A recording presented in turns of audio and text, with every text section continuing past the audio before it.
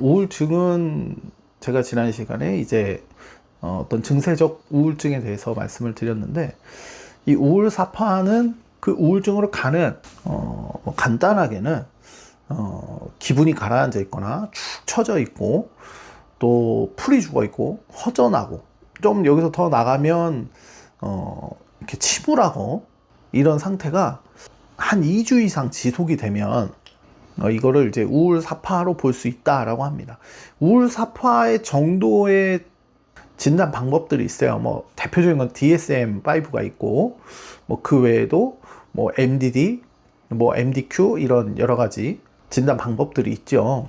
그런데 오늘은 이제 우울증에 대한 얘기를 제가 저번에 좀 했기 때문에, 이제 신앙적으로 이것을 좀 우리가 어떻게 좀 극복하고 대처를 할까, 이런 우울한 기분, 우울한 마음이 들어왔을 때 어떻게 할 수 있을까에 대한 얘기를 좀 더 하려고 해요.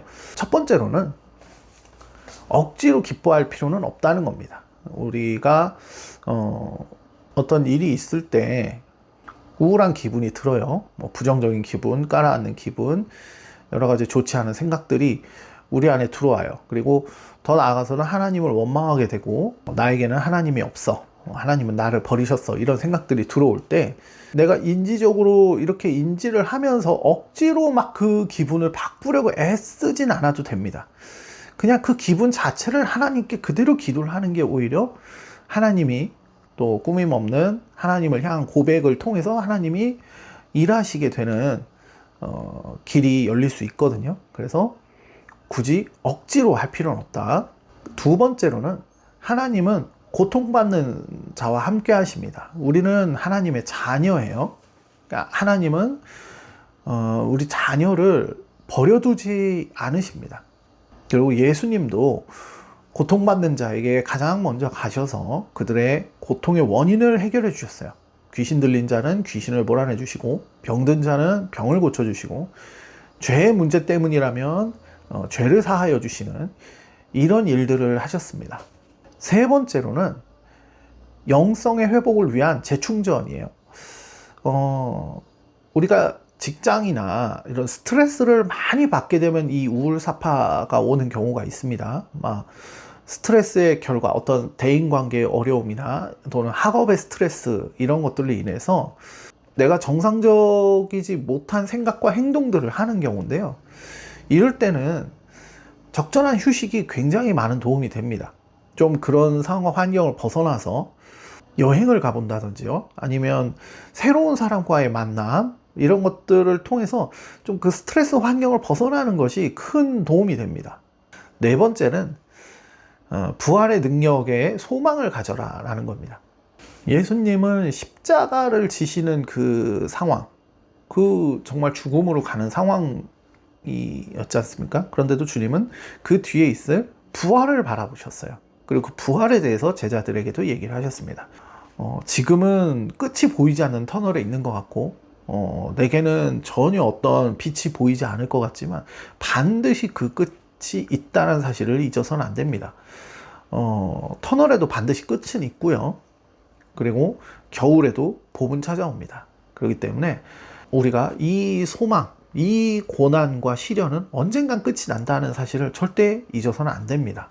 이런 하나님의 뜻을 알았다면 우리가 어떻게 실천을 해야 할지, 우리가 삶 가운데서 어떤 실천이 좀 이런 우리의 생각을 바꾸는 데 도움이 될지를 제가 한 3가지 정도로 준비를 해봤어요.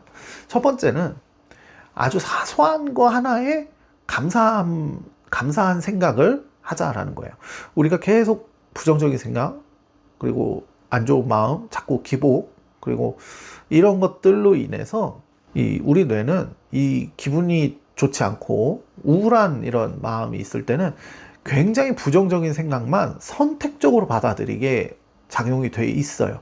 작은 어떤 행동도, 어떤 긍정적 행동도 하기가 쉽지가 않습니다. 로마서 1장 있어요. 감사가 없으면 생각과 마음이 어두워진다라고 말하고 있습니다. 내가 일상의 아주 작은 거에 감사함을 표현해 보셔야 돼요. 입으로 말하는 게 되게 중요한데, 예를 들면 오늘 밥 주셔서 감사합니다.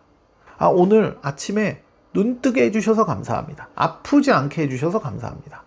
뭔가 이런 내 상황에서 아주 작은 거 하나를 감사하는 그 말을 입 밖으로 꺼내는 것, 이게 매우 중요합니다. 두 번째는 성경을 읽는 겁니다. 성경. 머릿속에 생각이 자꾸 부정적인 생각이 들어오는 이때 우리가 성경을 읽으면서 이 부정적인 생각을 조금 떨쳐낼 필요가 있는데요. 중요한 건 성경을 입으로 소리내서 읽는 것입니다. 그리고 마지막 세 번째는 혼자 있지 말고 함께 있어라 입니다. 공동체 또는 교회 목사님 이런 분들과 함께하는 시간을 가지는 게 매우 중요해요. 그리고 그들과 대화를 통해서 나의 어려움을 기도 제목으로 내놓으시고 그것을 함께 중보하면서 그들은 무조건 나의 편이에요. 나의 어떤 걱정과 근심, 고민들을 함께 해주고 같이 아파해 줄 수 있는 사람들이기 때문에 그들을 신뢰하고 그들과 기도 제목을 나눔으로써 내 영혼이 보호받는 것이죠. 그렇게 해서 제가 이 세 가지를 준비를 했는데 우울사파 과정, 진짜 그런 우울한 마음과 생각들이 2주 이상 진행이 돼 있고 그로 인해서 내 행동 패턴에 굉장히 큰 어려움이 있다면 사실 이 세 가지를 하는 것도 매우 어려울 수 있습니다.